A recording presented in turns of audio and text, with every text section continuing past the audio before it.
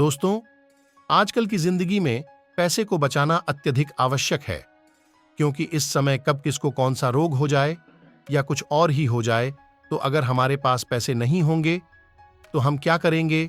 और एक बात याद रखना कि जब पैसे नहीं होते हैं तब कोई पैसे भी नहीं देता।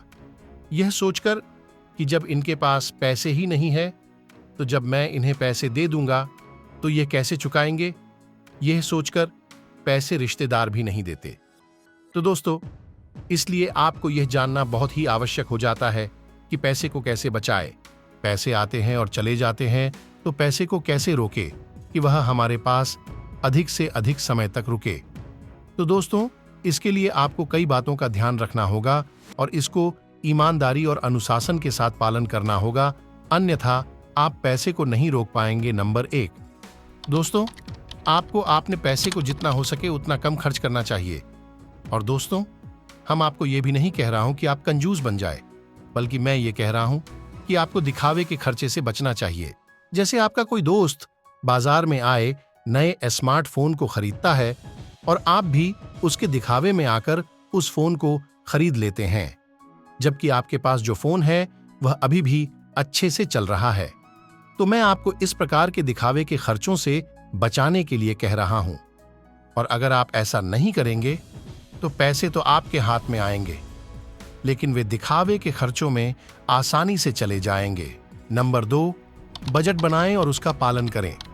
दोस्तों, बजट बनाना और उसका पालन करना एक महत्वपूर्ण कौशल है जो हर व्यक्ति को सीखना चाहिए। बजट बनाने का मतलब होता है अपनी आय और व्यय को समय के साथ नियंत्रित रखना।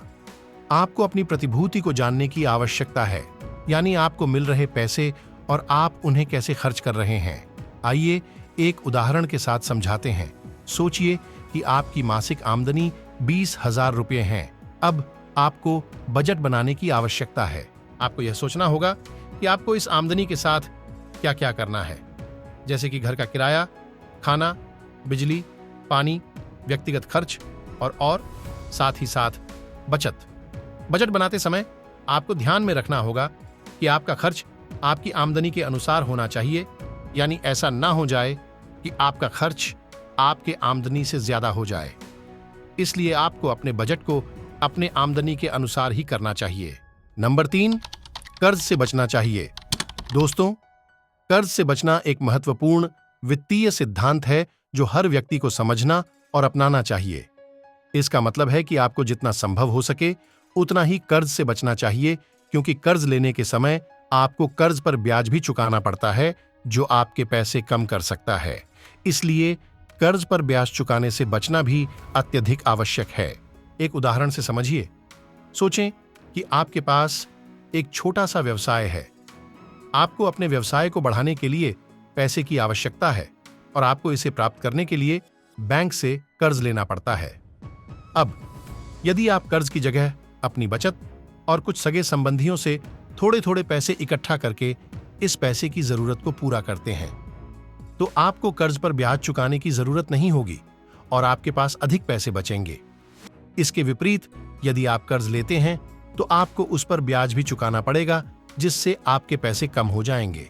नंबर 4, बचत करने पर खुद को पुरस्कृत करें। दोस्तों, आपको अपने बचत करने का एक लक्ष्य बनाना चाहिए कि मैं इस महीने के अंत में इतने पैसे की बचत करूंगा, इस साल के अंत में इतने पैसे की बचत करूंगा। जब आप अपने बचत लक्ष्यों को पूरा करते हैं तो आप अपने आप को पुरस्कृत महसूस करते हैं, जो आपकी आत्मसंतुष्टि को बढ़ाता है और आपको और अधिक प्रेरित करता है।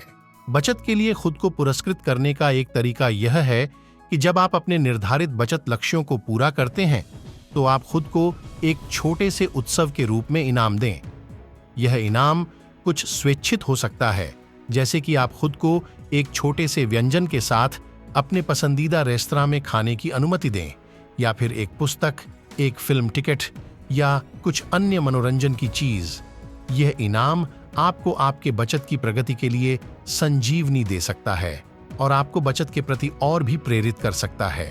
तो इस प्रकार बचत के लिए खुद को पुरस्कृत करना एक महत्वपूर्ण चरण है, जो आपको आपके वित्तीय लक्ष्यों की दिशा में प्रेरित कर सकता है और आपको अधिक संजीवनी प्रदान कर सकता है। नंबर 5, ऊर्जा बचाएं। दोस्तों, आपको यह उपाय साधारण लग सकता है, लेकिन याद रखना दोस्तों, छोटे छोटे स्टेप्स अधिक कारगर साबित होते हैं। दोस्तों, ऊर्जा बचाना महत्वपूर्ण है क्योंकि यह हमारे पर्यावरण के लिए अच्छा है और हमारे खर्च को भी कम करता है। एक उदाहरण से समझे, अगर आप अपने घर में बिजली का इस्तेमाल करते हैं तो बिजली को बचाने के लिए आप अपने कमरे में न होने पर लाइट बंद कर सकते हैं, जिससे आप बिजली का इस्तेमाल कम कर सकते हैं, जिससे आपका बिजली बिल कम होगा। इसके साथ ही पानी को भी बचाना जरूरी है। जब हम कम पानी का उपयोग करते हैं तो हम पानी के बचाव में मदद करते हैं और अपने पानी के बिल को भी कम करते हैं। इसके उपायों में आप लीक नलों को ठीक कर सकते हैं और साथ ही गैस का इस्तेमाल भी ध्यान से किया जाना चाहिए। अगर हम गैस का सही इस्तेमाल करेंगे तो हमारे पैसे और पर्यावरण दोनों को बचाया जा सकता है। इसे बचाने का एक उपाय है कि आप गैस के उपकरणों का सही इस्तेमाल करें और जब आप उन्हें इस्तेमाल नहीं कर रहे होते हैं तो उन्हें बंद कर दें। इस तरह से आप गैस की बर्बादी को कम कर सकते हैं और अपने खर्च को भी कम कर सकते हैं। नंबर 6, नियमित रूप से बचत करें। जी हाँ दोस्तों, अगर आपने बचत करना शुरू कर दिया है तो आपको नियमित रूप से बचत करना चाहिए। यह नहीं कि 2 महीने बचत करने के बाद 2 महीने नहीं किया। उदाहरण के लिए, अगर आपकी मासिक आमदनी 20,000 रुपए है और आप इसमें से मान लो 2,000 रुपए की बचत करते हैं तो आपको नियमित रूप से करना चाहिए। लेकिन हाँ, अगर कारणवश किसी महीने में नहीं होता है तो आपको अगले महीने से इसे फिर से नियमित रूप से करना चाहिए। दोस्तों, ये थे कुछ स्टेप्स जिसके जरिए आप अपने पैसे को अपने पास से जाने से रोक सकते हैं।